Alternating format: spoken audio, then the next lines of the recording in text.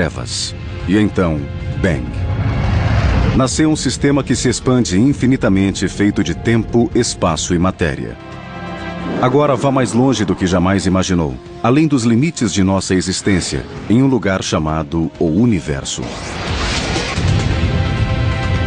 Desde seus primórdios, a raça humana tenta expandir seus domínios. E agora nos dirigimos para a fronteira final. Seremos uma espécie de 2 planetas. De um posto na Lua a uma colônia completa em Marte. Pode ser um desafio, mas pode ser um desastre. Já estamos construindo os foguetes para nos levar até lá. E as máquinas de que precisaremos para sobreviver. Você tem as qualidades necessárias para entrar na equipe? Eu quero 2 Scotts e 2 Spocks. A contagem regressiva começa agora. O Universo, colonizando o espaço.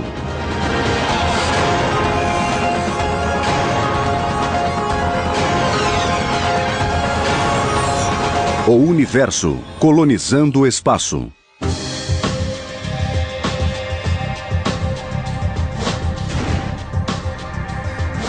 A colonização do espaço deixou de ser ficção científica. É provável que os primeiros seres humanos que viverão em outro planeta já tenham nascido. Para esses pioneiros, essa aventura será um verdadeiro acampamento cósmico.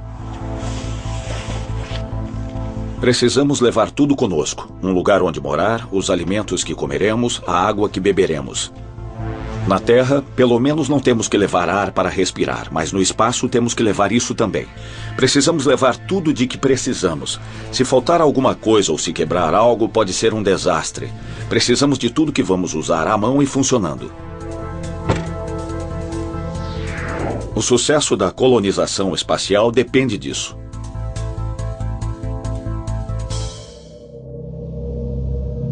A ambição de colonizar o espaço é fundamental para a nossa existência.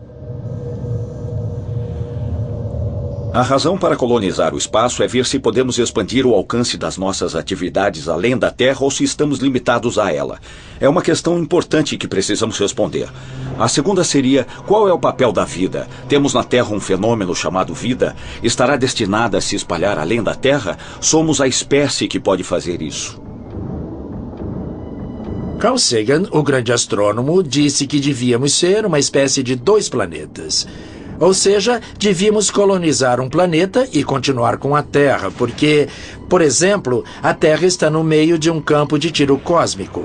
Cometas e meteoros passam por toda parte, numa escala de centenas, milhares ou milhões de anos.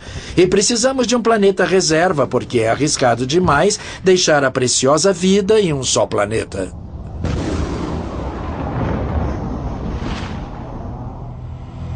Na vastidão do espaço, um destino se destaca entre todos os outros como o lugar mais propício à colonização. Marte é o grande troféu do Sistema Solar. É o planeta mais próximo que podemos colonizar. É o planeta mais próximo que tem todos os recursos necessários à vida e à civilização. Marte, o 4º planeta a partir do Sol.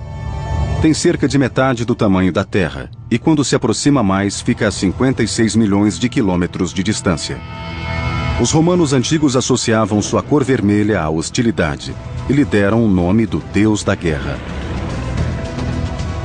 Mas longe de ser hostil, Marte tem o potencial de ser o planeta mais hospitaleiro depois da Terra. Os planetas externos mais gasosos não oferecem solo firme. Entre os planetas internos, Mercúrio é próximo demais do Sol. E Vênus, embora semelhante à Terra em tamanho, tem temperaturas de 456 graus centígrados devido a um intenso efeito estufa. Além disso, tem uma pressão atmosférica que esmagaria qualquer colonizador humano. Marte tem suas próprias armadilhas. Apresenta uma pressão atmosférica extremamente baixa, capaz de fazer o sangue ferver e depois congelar. Mas roupa espacial pressurizada protege desse perigo. E mesmo sendo frio em Marte, com temperaturas diurnas de 28 a 40 graus negativos, os seres humanos sobreviveriam com a proteção adequada. Acima de tudo, o planeta vermelho, com sua atmosfera rica em dióxido de carbono, parece ter os recursos naturais necessários para manter uma colônia. Em Marte, há dióxido de carbono do qual podemos extrair oxigênio e produzir combustível. Há vapor d'água na atmosfera e nas calotas polares. A terra de Marte, o regolito, tem minerais e vários compostos necessários para estabelecer uma colônia em Marte. Hoje, Marte é um deserto congelado. Mas fotos tiradas por sondas espaciais mostram evidências de erosão. Isso significa não só que outrora Marte tinha água correndo na superfície, como também que pode ter abrigado seres vivos. Encontrar evidências de formas de vida extintas, mesmo de micro-organismos, pode fazer a diferença entre fundar uma base temporária ou uma colônia mais permanente no planeta. A NASA já está planejando missões de longo alcance. A agência especial pretende voltar à Lua em 2020, como degrau para uma missão a Marte. Um dos principais temas da exploração lunar chama-se Daqui para Marte. E dentro desse tema, pensaremos constantemente em como operaremos em Marte. Os astronautas estudarão como os seres humanos reagem ao ambiente do planeta, quanto podem trabalhar, de quanto sono precisam, de quanto lazer precisam, como se relacionam com o controle da missão. Precisamos lidar com todas as questões relativas a seres humanos vivendo em ambientes remotos. Um passo importante para preparar um acampamento e testar o equipamento. Montar tudo no seu quintal e se certificar de que tem tudo de que precisa e tudo funciona. Da mesma forma, montar uma base na Lua é um treino para montar uma base em Marte. Aprendemos o que fazer, vemos de que equipamento precisamos e como funciona. Deixamos tudo funcionando direito. Tudo inclui versáteis máquinas robóticas, tal como a Atlas, sigla que significa Explorador Extraterrestre de 6 pernas para todo o terreno. O Atlas foi criado para levar carga na Lua ou em Marte. A carga mais importante que ele pode levar é um habitat, que geralmente é a maior peça de qualquer missão humana. O Atlas pode fazer muito mais que transportar carga. Cada lado da máquina é equipado com câmeras de alta definição que oferecem uma visão de 360 graus dos arredores e a exibe para um operador localizado no planeta, numa nave espacial ou na Terra. Cada perna se assemelha a um canivete suíço. Uma das coisas que ele pode fazer é usar uma das pernas para pegar uma ferramenta e usá-la para escavar.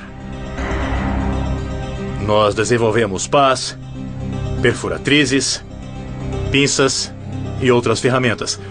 Uma das coisas mais interessantes é que, se uma perna do Atlas falhar, as duas pernas adjacentes poderão pegar ferramentas e desligar a perna que falhou, ou amputá-la e deixá-la na superfície. Com equipamentos como o Atlas, os astronautas poderão estabelecer uma base duradoura na Lua e testar até que ponto podem ser autossuficientes. Só então, segundo a NASA, saberemos realmente se estamos prontos para ir a Marte.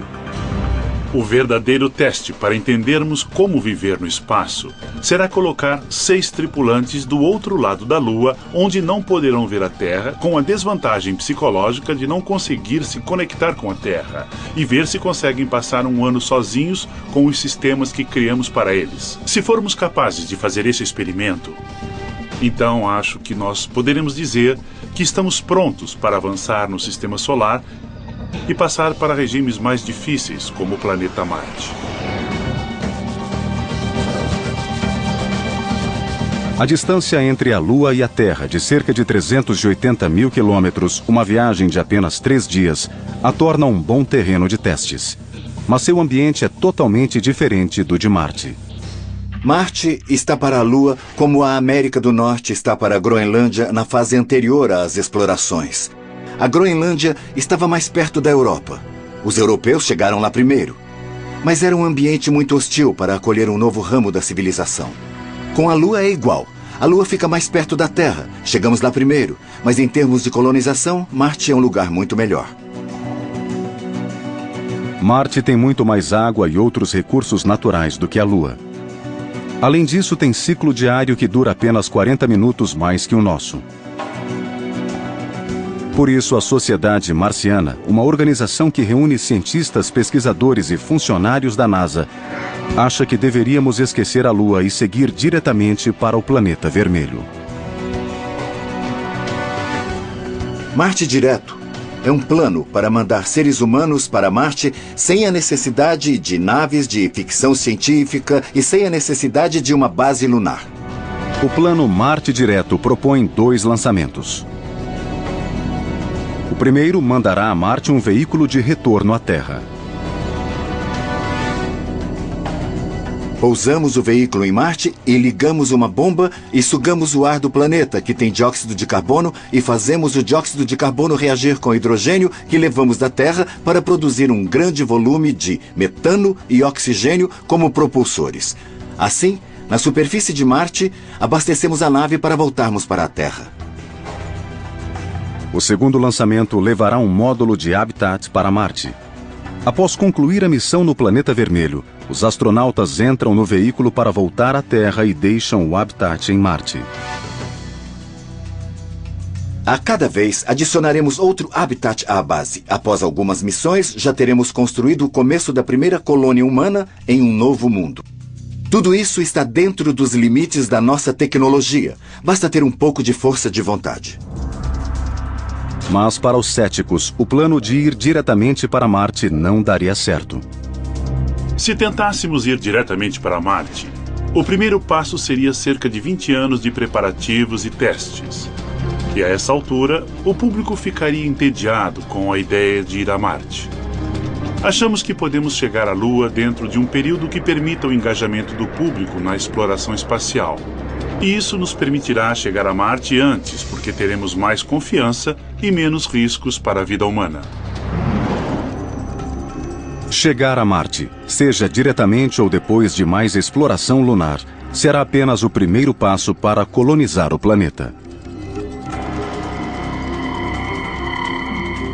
Mas chegar a Marte será tão árduo como viver lá. Sobreviver à jornada será o supremo teste para a resistência humana.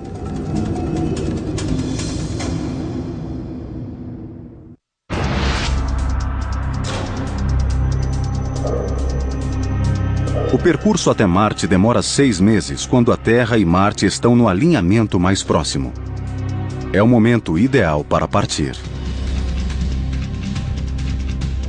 A Terra e Marte giram em torno do Sol, mas a velocidades diferentes. A cada 2 anos, a Terra e Marte estão do mesmo lado do Sol. É então que ficam mais perto e leva apenas 6 meses para chegar lá. Quando a Terra e Marte estão em lados opostos do Sol, esqueça, não dá para ir de um planeta para outro com nossa atual tecnologia. Só com a dobra espacial ou algo assim. Novos equipamentos ainda precisam ser desenvolvidos para uma missão humana a Marte, mas não uma nova tecnologia. Sabemos fazer tudo de que precisamos. Estamos mais próximos hoje de mandar seres humanos para Marte do que de mandar o homem para a Lua em 1961, quando Kennedy iniciou o programa lunar e chegamos lá 8 anos depois. 0. Todos os motores ligados. Entre esses novos equipamentos está o Ares, um foguete de última geração que levará o homem à Lua e mais além. O Ares deve estar pronto daqui a 1 década. Tem o tamanho do foguete Saturno V do projeto Apollo. Mais alto que um prédio de 36 andares, o Saturno V foi o foguete maior e mais potente jamais lançado, capaz de levar um peso de 53 toneladas até a órbita lunar. Mas o Ares, usando propulsores derivados do ônibus espacial, conseguirá levar mais 22 toneladas de carga em alta viagem até a Lua. Com foguetes muito grandes, será preciso menos lançamentos para montar a nave espacial que irá para Marte. Então, esse foguete grande, na verdade, é produto do desejo de estudar Marte no futuro.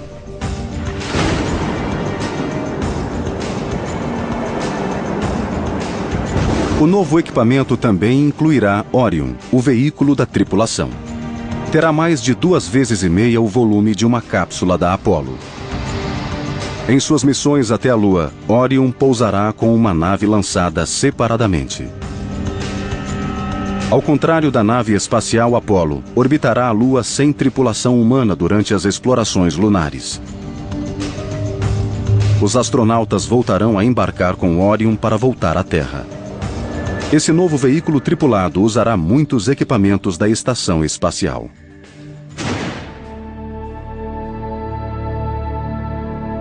Esta é uma área onde poucos turistas vêm. Em 1997, o astronauta aposentado Jerry Linenger passou cerca de 5 meses, quase o tempo necessário para chegar a Marte, a bordo da estação espacial russa Mir. Durante a longa missão, ele venceu muitos perigos, inclusive o incêndio mais grave já ocorrido numa espaçonave em órbita. Um vazamento químico deu início ao fogo, que durou 90 segundos, ameaçando a equipe. Incrivelmente, o que salvou nossas vidas foi esse aparelho de respiração aqui. Nós tivemos que colocá-lo rapidamente durante o incêndio. Ele sabe como ninguém como os equipamentos, inclusive sistemas de salvamento, funcionarão na espaçonave que levará o homem a Marte. Aqui na Terra nós nem valorizamos o que nós temos. Aqui fora nós temos calor, ar puro por toda parte. Mas no espaço nós precisamos fazer o oxigênio.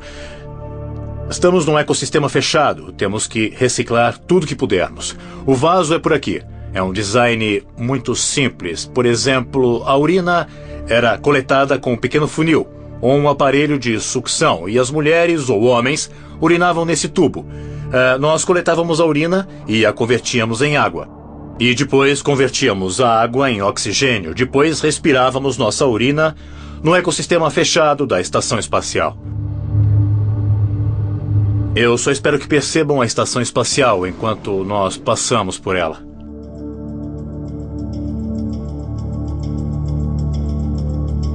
Novos equipamentos também fornecerão energia de fontes limpas e confiáveis. Seremos ecológicos no planeta vermelho.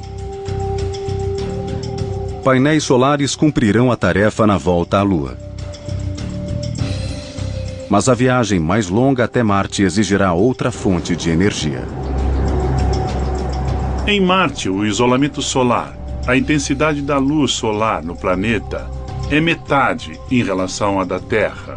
Os painéis solares são menos eficazes.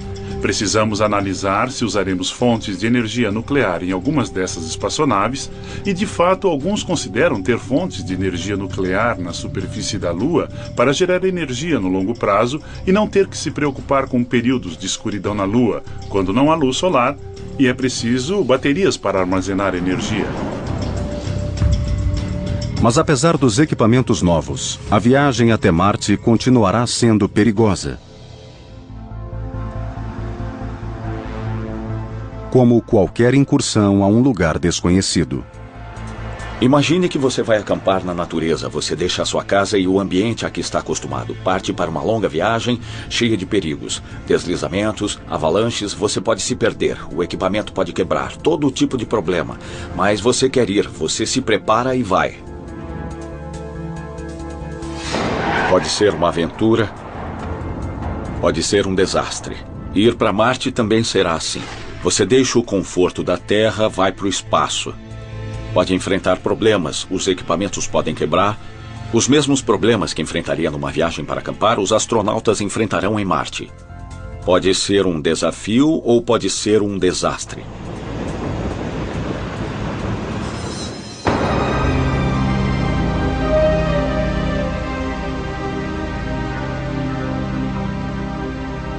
Um grande risco que a equipe enfrentará é tempo prolongado na gravidade zero. Viu como é fácil? É verdade. Aliviado de sua carga habitual, o esqueleto humano começa a deteriorar porque perde fosfato de cálcio, um elemento crucial para a rigidez dos ossos. e o número de células ósseas diminui.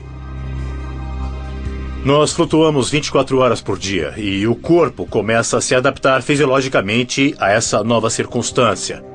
Para combater isso e manter a força, é preciso andar na esteira durante 1 hora, 2 vezes por dia. É tudo que conseguimos lá em cima. Mesmo assim, eu voltei com 65% da minha força normal, com muita atrofia muscular. E o pior, com 14% de perda óssea na bacia e na base da espinha. No espaço, flutuando sem fazer força, os ossos perdem muito cálcio.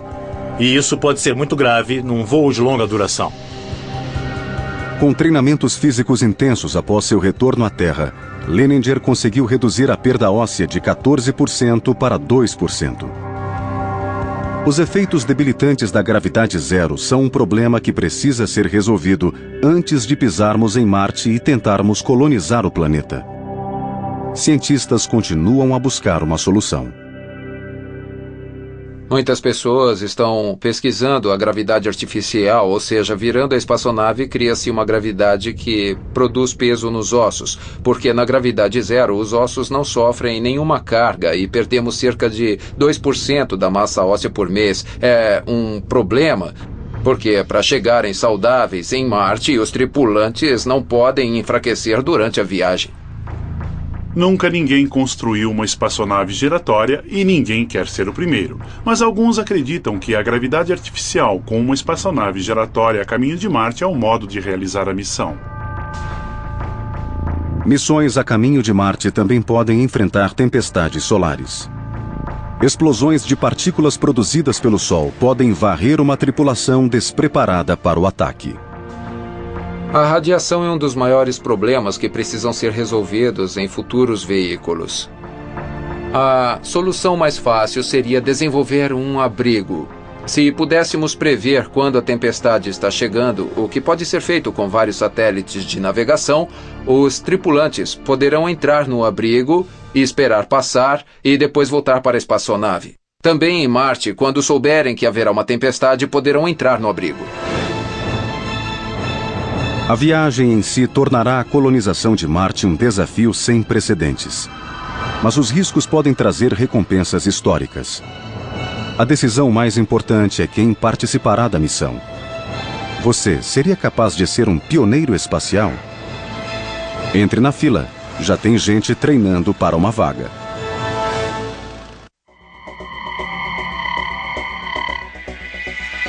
A colonização de Marte exigirá uma estirpe especial de seres humanos. Com missões que podem durar mais de 2 anos, selecionar os mais aptos a serem pioneiros espaciais será decisivo para o sucesso. 2, 1, temos ignição. Devido aos bilhões de dólares que custam um lançamento e ao espaço reduzido da espaçonave, o número de tripulantes será reduzido ao mínimo. Eu acho que serão 4. Esse é o menor número que pode ser dividido em 2 grupos de modo que ninguém fique sozinho. E este é o menor número em que as 2 principais habilidades da missão não serão prejudicadas. Uma missão desse tamanho consistiria de 2 mecânicos capazes de consertar tudo e assim salvar vidas. Além deles, iriam 2 cientistas de campo, a equipe intelectual. Usando a terminologia do Star Trek, são 2 Scotts e 2 Spocks. Os colonizadores de Marte precisarão ter mais habilidades além dessas 2 vitais. Também terão de ser mentalmente fortes. As pessoas acham que os astronautas são fortes e que eles apenas obedecem comandos e agem segundo o plano, mas são humanos. E humanos, nessas situações, apresentam estranhas reações psicológicas. Precisamos entender isso porque é parte do processo de seleção. Eu vou voar agora até o nariz da nave. Os astronautas precisarão se adaptar ao espaço confinado do veículo e do habitat. Se você é claustrofóbico, nem pensar. Nós fazemos testes para isso. A pessoa entra numa bola que é fechada, fica num lugar totalmente escuro, bem apertado. Na cabine há uma pequena janela. O leito fica aqui e esta aqui é a cabine do comandante. Eles te colocam monitores cardíacos. Bom, eu, por exemplo, dormi. E finalmente eles abriram a bola e me disseram: muito bem, você dormiu. Mas se não dormir num espaço fechado, não é a pessoa certa. Ser a única forma de vida em um planeta desabitado será outro grande desafio psicológico. No espaço você está totalmente afastado da humanidade. Aqui nós nem notamos a importância das interações com colegas, amigos, parentes. Mas lá, de repente, eu senti um isolamento que eu nunca tinha sentido antes. Agora, se você não se sente bem consigo mesmo, você terá muitas dificuldades lá.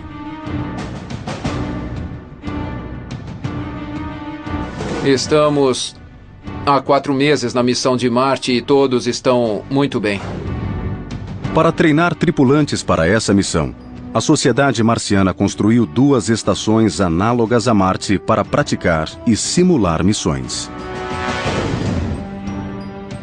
As equipes consistem de até 6 pessoas, a maioria cientistas e pessoal da NASA, e agem dentro das mesmas limitações que os astronautas conhecerão em Marte.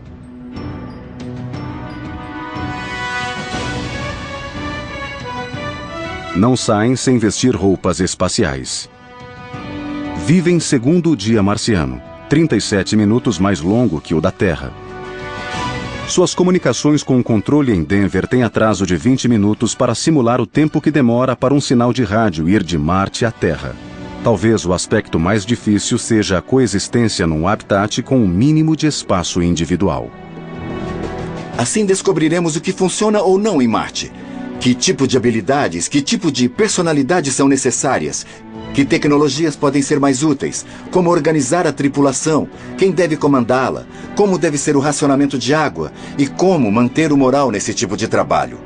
Não é uma missão lunar que dura só uma semana, em que 3 pilotos podem suportar o fato de não se gostarem durante aquele período e mesmo assim seguir em frente. Primeiro, os tripulantes vão para o deserto, ao centro de pesquisa de Hanksville, em Utah, onde realizam missões curtas de até 2 semanas.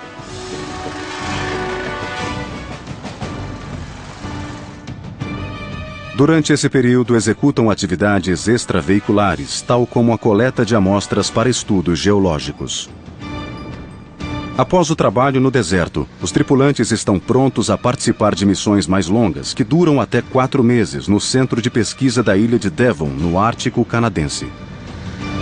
A ilha de Devon é um dos lugares onde podemos realizar pesquisas devido a seu isolamento. É a maior ilha inabitada do mundo. Não há sinal de vida ao redor, apenas bactérias e algas que crescem em pedras. E também devido às crateras. O centro de pesquisa está localizado numa cratera tal como as de vários planetas. Há muito permafrost no Ártico, e fazer perfurações lá em busca de vida microbiana pode ser uma experiência semelhante à que eles teriam em Marte. Vamos fazer uma atividade para medir a radiação. Nós vamos fazer medições nos arredores.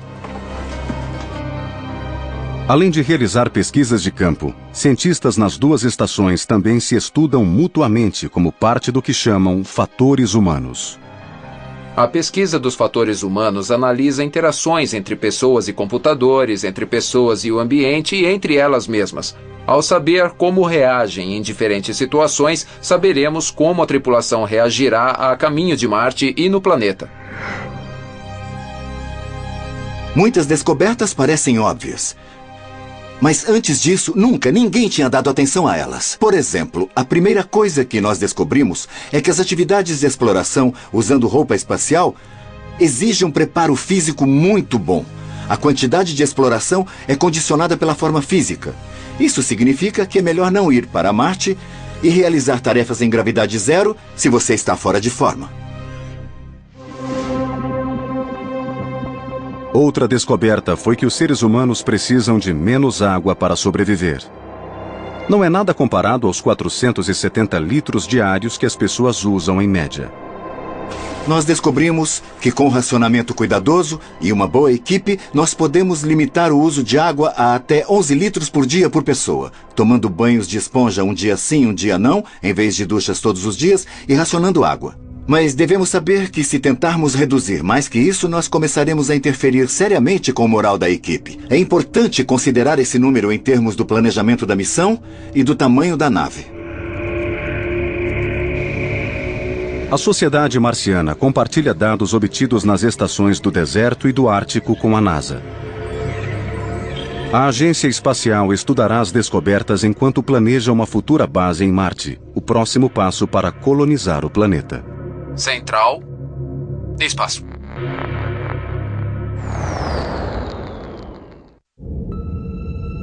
O ano é 2040. O destino é Marte. Após décadas de cuidadosos estudos e pesquisas, os primeiros exploradores humanos estão a caminho do planeta vermelho. Após completar a jornada de 6 meses, a mais longa viagem espacial da história, chegou a hora de pousar em Marte. Mas onde é o melhor local para o pouso? Nós queremos áreas com diversidade geológica, onde haja muito a explorar, dentro de um raio de ação relativamente pequeno. Queremos incluir áreas que já tiveram água no passado, porque é onde pode haver formas de vida na superfície.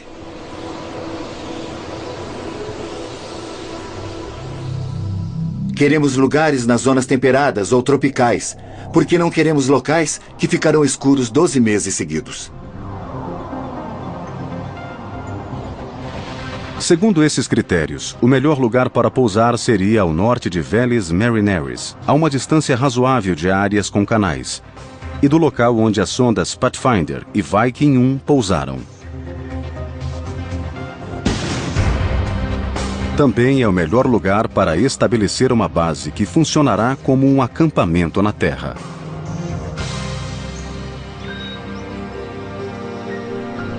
Podemos acampar na natureza selvagem porque temos tudo de que precisamos. E podemos contar com o ambiente. Obtemos oxigênio, água, lenha para fogueiras. Vamos imaginar a colonização de Marte. Lá também contaremos com um ambiente.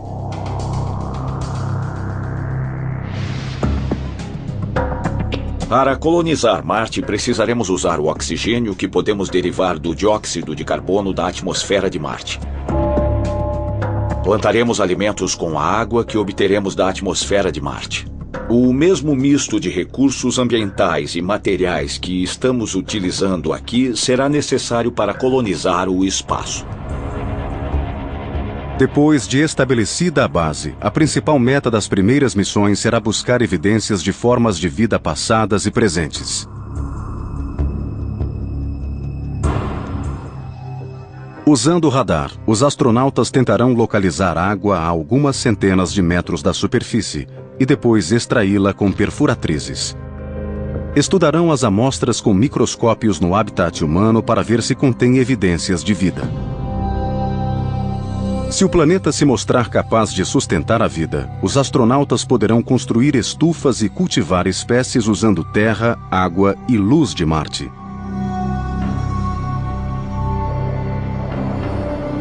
Enquanto procuram formas de vida, esses astronautas pioneiros terão de enfrentar a única força que pode frustrar a ambição de colonizar Marte: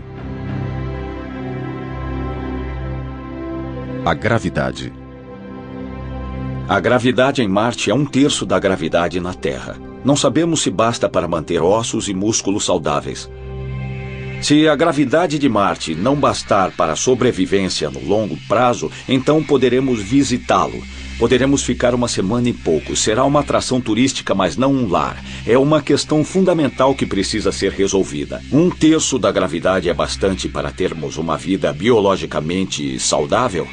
Acho que a resposta será sim, mas não temos dados diretos e só podemos supor. Descobrimos um compartimento alfa.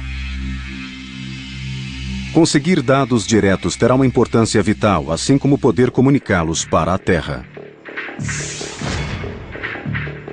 O atraso de até 40 minutos das comunicações pelo rádio entre a equipe em Marte e o controle, dependendo do alinhamento dos planetas, afetará como os astronautas realizarão a pesquisa. Bom, isso significa que a equipe de Marte terá que ser muito mais autônoma do que as missões tripuladas em órbita na Terra ou na Lua. Vai! Não poderemos dizer à equipe, dê 2 passos para a esquerda em direção à rocha. Eles terão de tomar suas próprias decisões. De modo geral, as missões em Marte terão de ser lideradas lá mesmo. O comandante da missão em Marte estará lá em Marte. Em vez de termos controle da missão na Terra, daremos apoio à missão. De volta à Terra agora, pessoal. O habitat que abrigará os astronautas contém estruturas que podem formar a primeira colônia em Marte.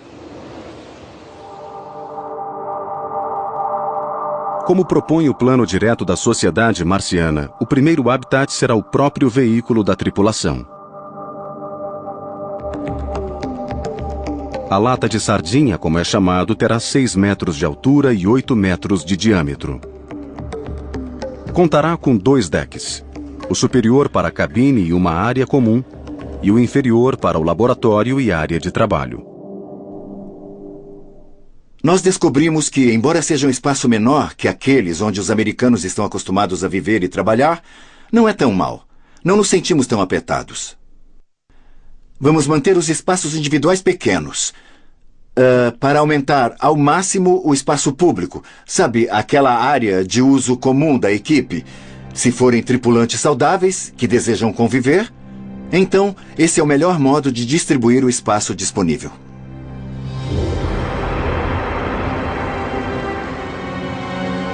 Quando mais pioneiros chegarem a Marte, poderá ser mais seguro mudar a colônia para o subterrâneo. É um lugar muito perigoso. Há tempestades de areia que podem derrubar qualquer construção na superfície. Os efeitos cósmicos ultravioletas são horríveis. Queremos salvar a vida das pessoas e sua capacidade de reprodução. Queremos um lugar onde crianças possam crescer.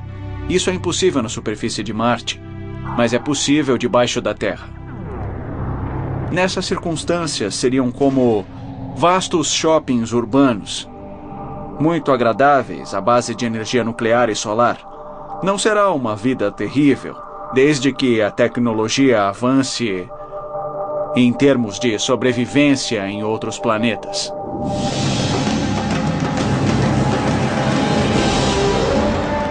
As primeiras missões a Marte, se realizadas no alinhamento planetário ideal, durarão aproximadamente 2 anos e meio.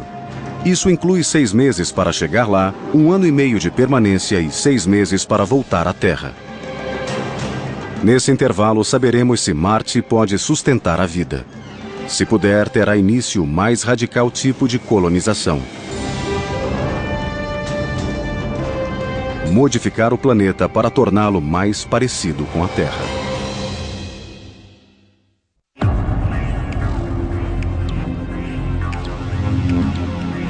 Quando os seres humanos estabelecerem uma base autossuficiente em Marte, o próximo avanço na colonização do espaço será terraformar o planeta, um processo que tornará Marte mais parecido com a Terra. Em todos os lugares onde se fixaram, os seres humanos modificaram o ambiente segundo suas necessidades. Com Marte pode não ser diferente. A terraformação talvez seja o modo supremo de criar um novo jardim do Éden no espaço. Como faríamos isso? Peguemos a ideia de Marte. Marte é um deserto congelado. Primeiro, teríamos de elevar a temperatura. Sabemos aquecer planetas. Estamos fazendo isso na Terra, o que é negativo. Mas em Marte seria positivo. Então poderíamos fazer o mesmo que fazemos na Terra. Emitir gases estufa na atmosfera que aqueceriam o planeta. Na Terra, isso é poluição. Em Marte, seria um remédio. Cálculos mostram que a quantidade de gases estufa que precisaríamos introduzir em Marte é razoável. Não está além do que podemos imaginar produzir, mas é grande demais para levarmos da Terra para Marte. Então, os gases precisam ser produzidos em Marte. Teríamos de montar fábricas para produzir gases e liberá-los no ambiente. Essas fábricas combinariam elementos extraídos do ambiente marciano, converteriam-nos em gases não tóxicos de fluorcarbono e liberá-los na atmosfera.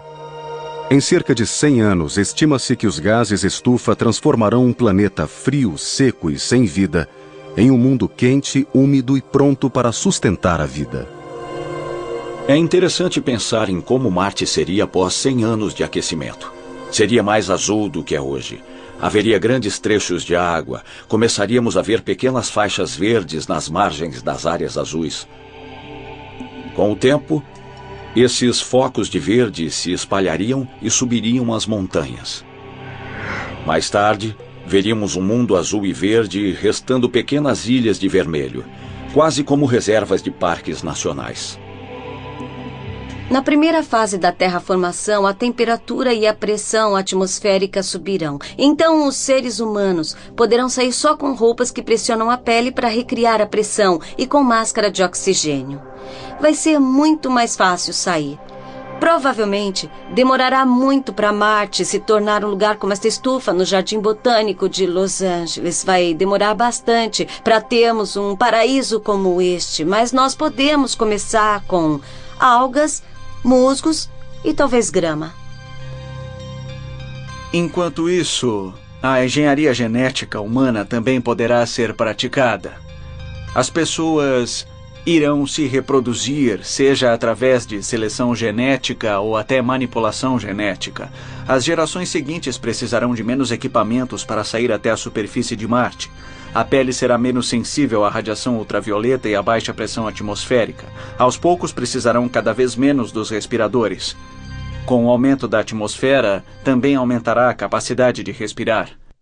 E esse será o começo dos verdadeiros marcianos. As pessoas capazes de se apropriar daquele mundo. A NASA não está interessada em terraformar planetas. Em parte porque parece muito ficção científica, mas em parte porque há questões muito éticas envolvidas. Muitas pessoas acham que os seres humanos não devem colonizar o espaço, porque o destruiríamos do mesmo modo que destruímos nosso planeta, e que precisamos preservar a Lua, Marte e os outros planetas como estão para investigações científicas.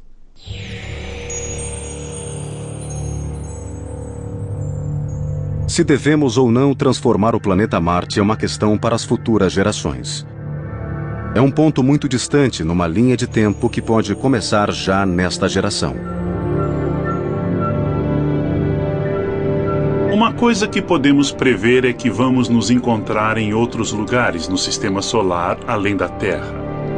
A colonização espacial será movida pelos mesmos processos que vimos na história humana, com a expansão da espécie de um lugar para outro, vencendo fronteiras.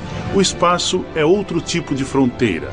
É uma fronteira que nos desafia tecnologicamente. Mas a espécie humana, em sua história, tem sido extraordinariamente capaz de se adaptar e superar desafios, como a fronteira espacial.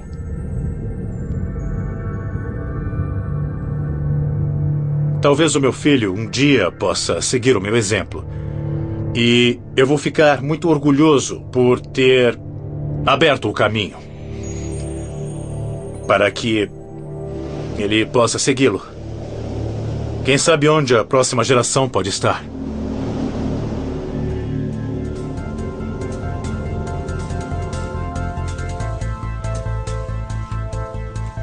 A colonização espacial será o desafio supremo. Testará nossos equipamentos, nosso planejamento e a nós mesmos. Mas valerá a pena. Aprenderemos muito sobre o espaço, a Terra e nós mesmos.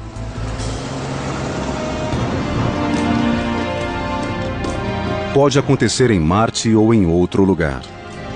Talvez até mesmo além do sistema solar. Mas a colonização espacial será movida pelo desejo de plantar não uma bandeira, mas uma semente. No futuro, quando olharmos para o céu e perguntarmos: será que há alguém lá? A resposta pode ser: sim, nós mesmos.